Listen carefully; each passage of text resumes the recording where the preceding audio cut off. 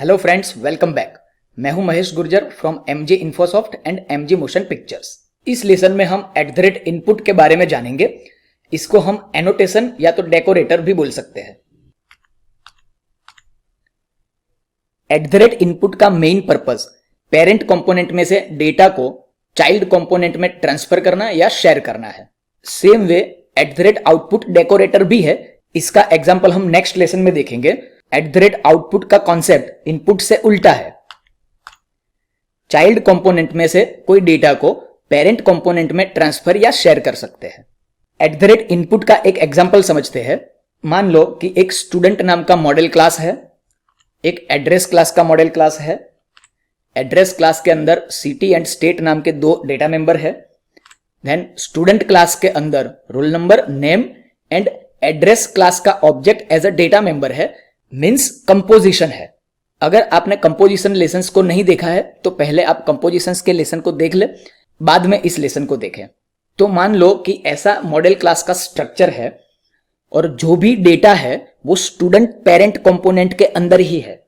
अब इस model class के स्ट्रक्चर के हिसाब से हम स्टूडेंट कंपोनेंट को पेरेंट कंपोनेंट बनाएंगे एंड एड्रेस कंपोनेंट को चाइल्ड कंपोनेंट बनाएंगे। डेटा जो होगा वो पेरेंट यानी स्टूडेंट कंपोनेंट में ही होगा। चाइल्ड कंपोनेंट यानी एड्रेस कंपोनेंट के अंदर एड्रेस मॉडल का डेटा कोई सेपरेटली नहीं है, वो पेरेंट कंपोनेंट के अंदर ही है। तो ऐसी सिचुएशन में पेरेंट कंपोनेंट में से डेटा को चाइल्ड कंपोनेंट में ट्रांसफर करना पड़ेगा। तो चाइल्ड कंपोनेंट यानी एड्रेस कंपोनेंट के अंदर डेटा मेंबर को कैसे डिक्लेयर करेंगे उसका सिंटेक्स देख लें। एड्रेस कंपोनेंट, यहां पे एड्रेस नाम का मेंबर है, address is equal to new address, लेकिन इसकी जो वैल्यू है वो पेरेंट कंपोनेंट से ट्रांसफर होके आने वाली है, इसलिए इसके ऊपर डेकोरेटर यूज करना पड़ेगा @इनपुट। इतना हो जाने के बाद appComponent.html में हम पेरेंट कंपोनेंट को लोड कराएंगे एंड पेरेंट कंपोनेंट के अंदर चाइल्ड कंपोनेंट को लोड कराएंगे। जब चाइल्ड कंपोनेंट को लोड कराएंगे तब हम पेरेंट कंपोनेंट में से डेटा को ट्रांसफर करेंगे चाइल्ड कंपोनेंट में। इसका सिंटेक्स देख लेते हैं। app-address, देन चाइल्ड कंपोनेंट के अंदर मेंबर का नाम है एड्रेस, उसको स्क्वायर ब्रैकेट में लिखना है as an attribute, is equal to parent component के अंदर जो मेंबर के अंदर वैल्यू है उस मेंबर का नाम। तो आइए प्रैक्टिकल करते हैं। सबसे पहले एक कंपोनेंट क्रिएट करते हैं। Terminal, new terminal, nggc student, enter. nggc address, enter. दो कंपोनेंट क्रिएट हो चुके हैं, src app address and student. अब एड्रेस फोल्डर के अंदर एड्रेस नाम का मॉडल क्लास क्रिएट करते हैं। ngg क्लास एड्रेस नाम का फोल्डर स्लैश एंड एड्रेस नाम का मॉडल, एंटर। एड्रेस मॉडल के अंदर मेंबर डिक्लेयर करते हैं address.ts file, city:string is equal to blank, state:string is equal to blank। अब स्टूडेंट फोल्डर के अंदर स्टूडेंट नाम का मॉडल क्लास क्रिएट करते हैं। ngg class student folder slash student model class, enter. अब स्टूडेंट मॉडल क्लास के अंदर मेंबर को डिक्लेयर करते हैं student.ts roll number colon number is equal to 0, name colon string is equal to blank, address colon address model class.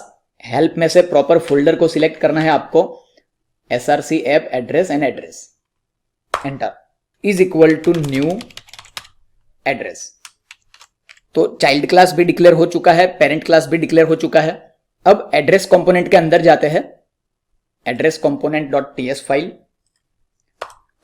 Member का नाम लेते हैं primary address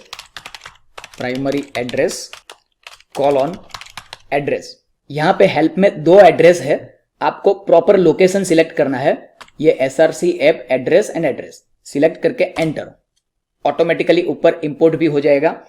is equal to new address.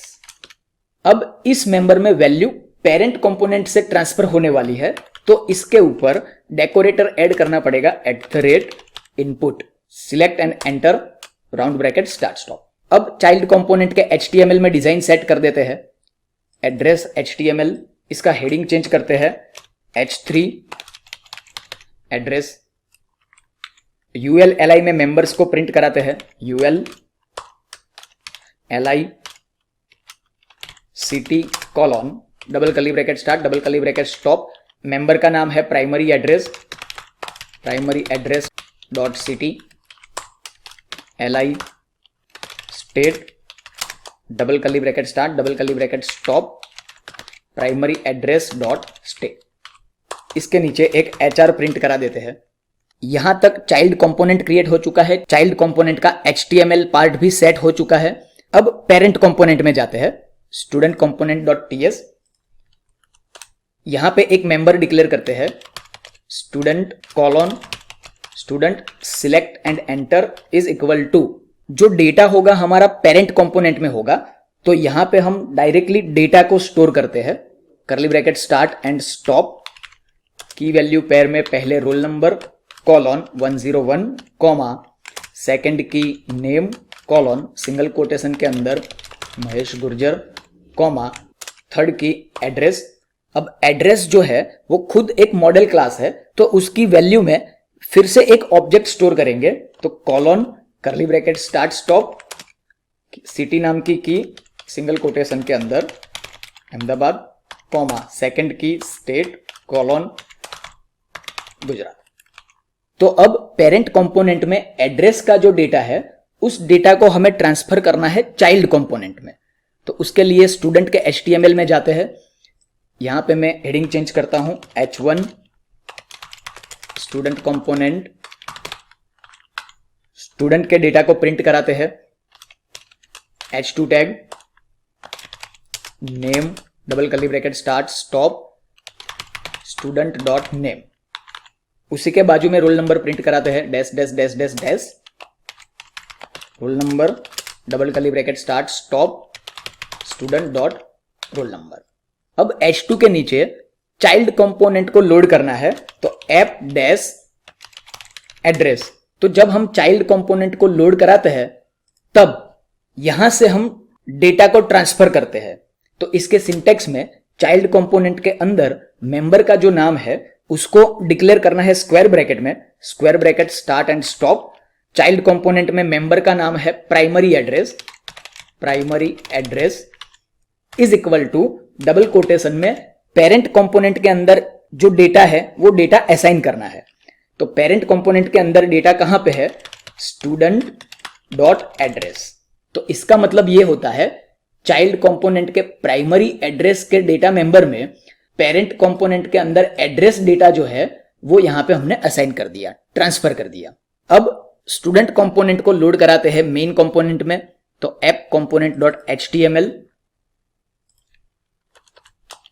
HR app dash student file save all NG serve dash dash open. Project successful compile हो चुका है।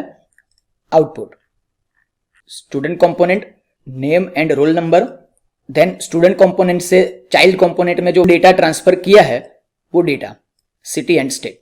तो friends, real life application में parent component से चाइल्ड कंपोनेंट में या तो चाइल्ड कंपोनेंट में से पेरेंट कंपोनेंट में डेटा ट्रांसफर करने की सिचुएशन आती ही है, तो आपको ये कॉन्सेप्ट ठीक से समझना होगा, प्रैक्टिस करना होगा।